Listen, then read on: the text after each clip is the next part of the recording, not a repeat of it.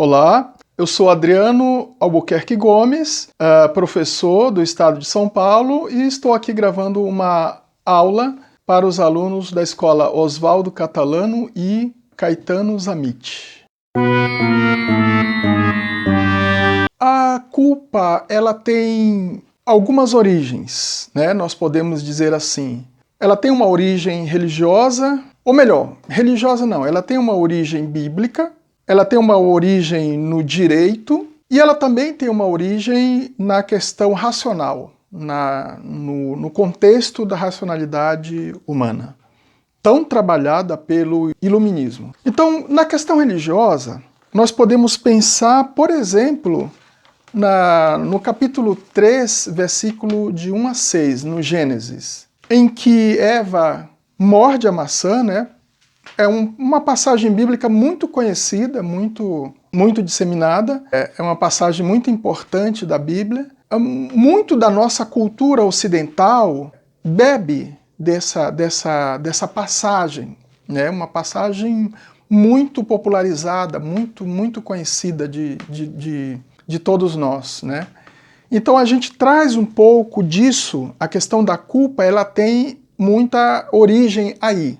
Não se quer dizer aqui nesse momento que essa é uma culpa da Bíblia. Não é isso. Não é isso que se está tentando dizer aqui. E também a questão aqui nessa aula não é dizer se a culpa é algo ruim ou é algo bom. No final da aula eu vou comparar um pouco com a responsabilidade, porque essa aula é uma aula sobre culpa e responsabilidade. Então, primeiro a gente vai mostrar um pouco de onde vem a culpa e depois sobre a responsabilidade. Bom, então, uma das origens é essa passagem bíblica, que é uma questão cultural muito forte, muito grande, né? E que invade a todos nós.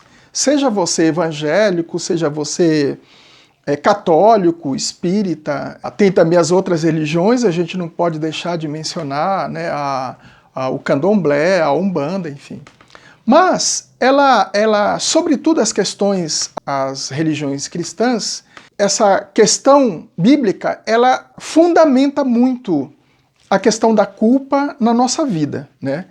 Então, quando nós estamos no momento de culpa, a gente tem que saber que ela tem uma origem nessa questão bíblica que é muito forte. Uma outra origem da questão da culpa é a questão do direito. Veja, como que se dá a culpa no direito? Primeiro você tem um inquérito, e aí o indivíduo vai ser alvo desse inquérito. Só que, enquanto o indivíduo, mesmo ele sendo alvo de um inquérito, enquanto esse inquérito colher prova suficiente para mostrar que a pessoa que está sendo processada, ela de fato cometeu um crime, ela de fato fez alguma coisa que prejudicou alguém, que, enfim, ela fez alguma coisa errada do ponto de vista da lei, enquanto essas provas não forem robustas o suficiente, essa pessoa ela está sob a força da lei. E a lei, a nossa Constituição, tem uma coisa chamada presunção de inocência. Então, por mais que eu seja julgado, por mais que eu seja alvo de um inquérito, de uma investigação, eu sou inocente, porque as provas não foram ainda colhidas totalmente. Mas, veja, no momento em que a polícia e todos os demais agentes responsáveis pelo meu inquérito, no momento em que essas pessoas chegarem a uma conclusão e que elas disserem o Adriano é culpado por tais e tais crimes e as provas são essas, e portanto ele é culpado, né, e o juiz dá a sentença. Quando o juiz der a sentença, é porque as provas mostraram que eu tenho culpa. Então veja, como que a culpa nasce? Ela nasce de provas, ela nasce de vestígios, né, de pegadas. E aí, isso vai se estabelecer um momento final. Então ela tem a característica terminal, né? Ela tem a característica de uma condenação. Então isso é um fator terminal. eu chego a um fim de um dilema, de um problema. Uma outra origem é a questão da racionalidade, a questão da intelectualidade. Veja, quando eu planejo alguma coisa, quando eu projeto alguma coisa, eu faço muitos planos, eu crio expectativas e crio maneiras de conseguir aquilo que eu quero, aquilo que eu objetivei, aquilo que eu desejo. Mas se aquilo não der certo, se aquilo que eu planejei, aquilo que eu objetivei, aquilo que eu busco por meio de uma racionalidade não dá certo, o que vai acontecer? Eu vou me culpar. A culpa pelo fato de que não deu certo é minha. Mas o que é isso? Isso é um mecanismo que eu crio psicologicamente para estabelecer aonde é que está o erro. E o erro está em mim. Então há aí uma culpa intelectual, uma culpa que vem da minha racionalidade e que cai sobre mim. Mas a questão é, seja ela qual for a origem, muitas das vezes a culpa acaba sendo uma questão terminal, que prejudica, que machuca até. Então veja, no processo da vida, no processo das coisas, como que a culpa se estabelece? Ela se estabelece lado a lado a responsabilidade.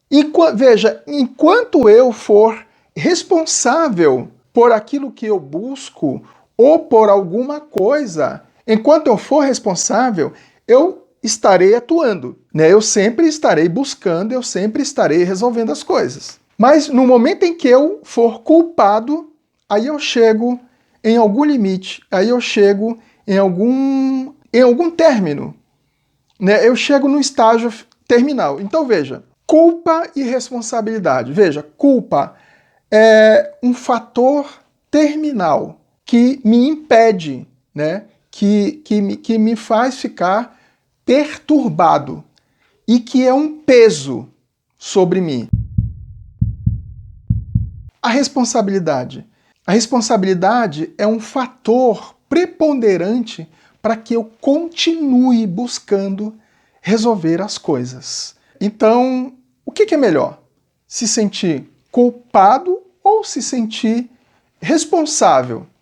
Veja, é melhor se sentir responsável, porque a responsabilidade me coloca no páreo. A responsabilidade, ela me faz eu continuar a ter que resolver as coisas.